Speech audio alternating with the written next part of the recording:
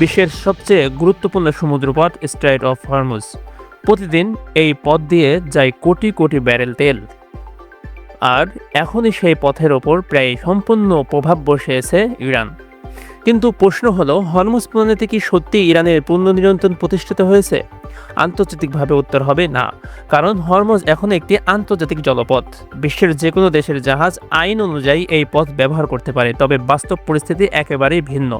এখন হরমুজ দিয়ে চলাচল করতে হলে অনেক জাহাজকেই ইরানের অনুমতি অপেক্ষায় থাকতে হচ্ছে, কিছু জাহাজকে ইরানি সামরিক বাহিনীর নজরদারিতে পার হতে দেওয়া হচ্ছে।